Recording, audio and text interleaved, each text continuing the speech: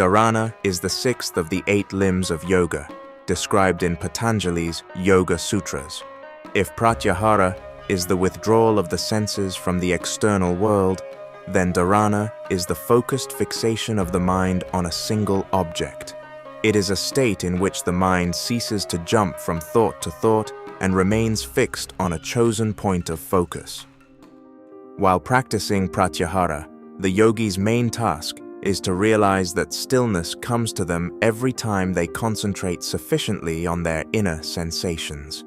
This is their scientific experiment, in which they repeatedly recreate the same conditions and obtain the same result.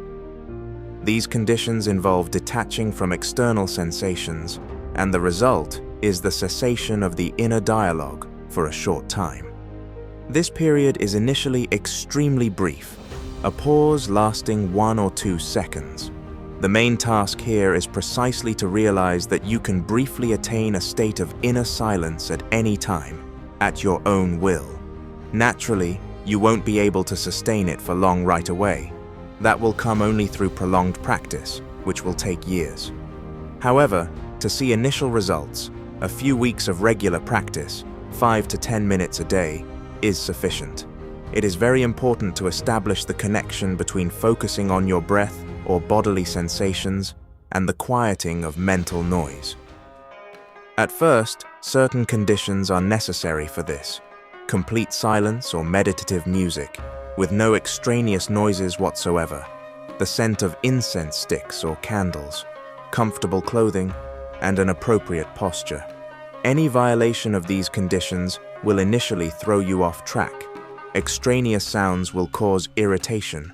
The scents that reach your nose will trigger thoughts about their source, and even the slightest fold in your clothing will feel like a hard stone.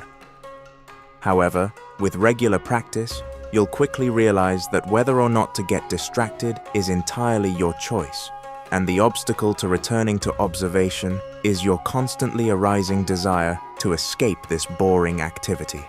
The practice itself isn't difficult at all. You don't need to go anywhere in particular to do it. You don't need any equipment, and you don't need to perform any rituals. The main problem is that at times it seems unbearably boring. And to make your scientific experiment more varied, you need to start changing its variables. Once you learn to focus on your breathing, you can apply the same principle to other objects or processes. For example, by keeping your eyes closed, and thus avoiding distraction from your primary sensory channel, you can experiment with your auditory sense. By focusing on sound while listening to a piece of music, you can choose one of the instruments and try to follow it intentionally. Just as in breath meditation, we learn to notice the pauses between inhalation and exhalation. Here you begin to hear the silence in the space between the notes. This silence becomes just as important as the sound itself, and it's very important here not to try to predict the next note, but rather to listen to the music directly. For this, it's best to choose complex music without constantly repeating sequences. When you engage in this practice, you not only hone your technical skills, but also develop your musical ear. By comparing the sound of a single instrument to the rest of the musical texture, and doing so without any conscious analysis, you begin to better sense its uniqueness, subtleties, and nuances, while also training your ability to retain auditory information in your memory. Musicians who have spent many hours focusing on notes, rhythm, intonation, and dynamics often experience a state of flow while playing, a state of complete immersion in the process, when time seems to stand still and the action itself flows easily and naturally. This state is, in essence, also a state of meditation. However, without a solid foundation, such as the principles of yama and niyama, and a strong connection to the body, musicians put themselves at great risk. The psyche, of course, becomes subtle and receptive, but at the same time fragile and unstable, which very often results in self-destructive behavior and addiction. Following the yogic path, however, minimizes these risks. A more complex form of auditory concentration involves directly listening to text, where the focus is on a complex, dynamic, and meaning-rich stream of information. The main goal is to learn to perceive information passively, without engaging in analytical thought. This isn't about understanding, but about absorbing, about the direct sensory perception of sound and its content, without the usual mental processing. The hardest part here is listening without analyzing. You need to learn to observe the text as you would music, without getting too involved in interpreting its meaning.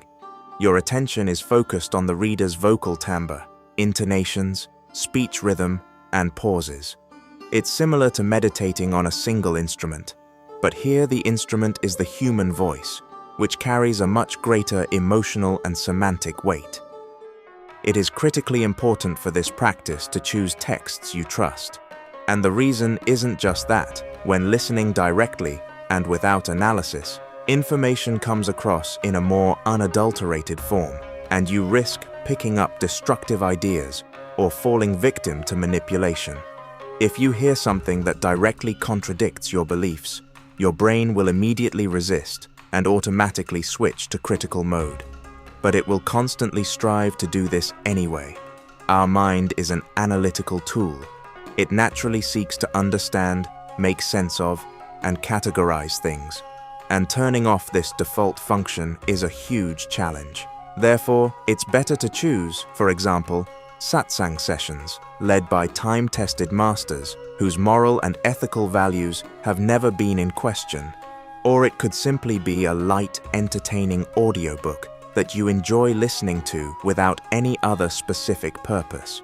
You can also try experimenting with specialized technical material that might help you in your professional work. Of course, in the latter case, the information won't be absorbed in the same way as it would during analytical study. You won't memorize definitions, formulas, and algorithms as separate chunks of information. Instead, your brain will pick up on the sound patterns associated with these concepts, and you'll gradually develop an intuitive feel for the subject. You may not know the exact definition, but you'll begin to sense where a particular term is appropriate and how different concepts are related to one another. For example, a certain sound or phrase might be associated with an entire block of information that will then come to mind when you encounter a real-world problem. Again, if something really piques your interest, there's nothing stopping you from returning to an analytical study later. Your task here is to develop your concentration. Your mind will constantly try to process the new information, and you'll find that while you are still mulling something over, the narrator has long since moved on to a new topic. This will happen time and time again, even when listening to the simplest texts. And that's exactly how it should be, since this is one of the most challenging forms of attention training. The ability to maintain focus on a complex but non-analytical flow of information is a true art form, and mastering it will take quite a long time. On the other hand, passive listening without any analytical effort is far less tiring than trying to grasp the essence of what's being said. And this practice is more of a form of relaxation than work. Another form of focusing on external objects involves visual meditation techniques. The object is typically a form that inspires the greatest trust. For example, a yantra, a mandala, or some other harmonious geometric pattern. Though this is by no means a requirement, but rather a mechanism for additional motivation. There is no need to analyze the meaning of the image. Its harmony is already a sufficient condition for the visual pattern. One of the key aspects here is the integration of the visual image and bodily sensations, which become noticeably stronger from the very first seconds of a successful practice. Breathing also becomes freer and more natural, and the practice of concentration is enhanced, because rather than dividing attention, a unified, holistic field of perception is created. And instead of actively switching between the visual and sensory cortices, as well as the occipital lobe and parietal lobes, the brain begins to form more stable neural connections between these areas, responsible for visual perception and bodily sensations. which is essential for subsequent dhyana practice. The second key point is the ability to look out of focus. Under normal circumstances, the eyes constantly make microscopic, rapid movements called sakkadhis. Sakkadhis allow us to focus on different details, measure distances, and track moving objects. However, when you hold your gaze on a single object for a long time, the muscles responsible for fixing your gaze tire quite quickly, and the physical strain on the eyes quickly turns into general tension, headaches, and fatigue, which makes meditation impossible. Furthermore, focusing your gaze on a single point for longer than 20 minutes is harmful to your eyesight in general. When you intentionally defocus your gaze, the brain receives a signal that active scanning is not required. Instead, a comprehensive, holistic perception is needed. The amplitude of sakkadhis decreases by an order of magnitude, and the eye muscles relax. At this point, you feel a general sense of relaxation throughout your body and a change in your breathing. These sensations should already be familiar to you from the practice of pratyahara. These same sensations mark the beginning of the practice of dhyana, the seventh stage. In general, the division of meditation into these three stages is rather arbitrary. It is intended to help the practitioner understand what to do, but the practice itself is not differentiated. It is transcendent. In other words, when you move on to Dharana, you do not stop practicing pratyahara. The quality of the practice simply changes. Observing your breath with your eyes closed takes on new dimensions when you learn to do so with your eyes open. Listening to silence becomes deeper when you understand how to listen to texts in silence without commenting. As you master a more complex technique, the previous one becomes easier. The time spent feeling your way towards silence decreases, while the time you can spend in that silence, on the contrary, increases. Simultaneously focusing attention on a visual or auditory image and on bodily sensations is not merely a way to make the task more difficult, but rather a means of creating a richer, more stable, and more integrated foundation for developing a meditative state. This is a transition from focusing to abiding in the field of awareness. But to achieve this, the skill of focusing itself must be brought to a high level. At first, successful practice is possible only in a relatively balanced state, when the mind is initially relatively calm and the body is relaxed. However, given that you most likely have a family, a job, and other social obligations, your mind is, on the contrary, extremely active and full of judgments most of the time. Consequently, practice in such a state is more difficult and tends to be unstable. That's how it should be. Depth and stability of concentration come with time, but it is precisely training during times of inner turmoil that allows you to make breakthroughs where you would have been stuck in place for a long time under sheltered conditions. An active mind gets distracted not just frequently, but with tremendous force and persistence. Every thought triggered by an emotion tries to pull you along with it. Every time you bring your attention back to the object of concentration, you perform a micro act of mental resilience training. It's like an exercise. The more reps you do, the stronger the muscle becomes. However, it's important to remember that this isn't a battle against thoughts, but rather a repeated choice in favor of concentration. Over time, this choice becomes more automatic and requires less energy.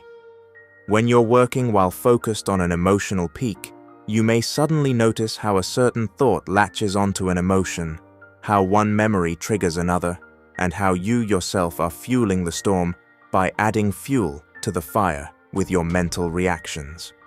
This is a very important moment. It's when you can clearly realize that you have a choice to continue getting caught up in the emotional game or to put an end to this futile activity. No thought or emotion can drag you anywhere unless you cling to it yourself. By making this choice time and again, you expand your mental gap, the small space between a stimulus and your reaction to it, which will allow you to become aware of rising emotions, not only during solitary practice, but also in your daily life, helping you maintain mental clarity even under pressure. You'll be less easily distracted and better able to focus on work or study, thereby increasing your efficiency. By gradually integrating the skill of concentration into all areas of your life, you'll be able to move on to the next stage of yoga, dhyana.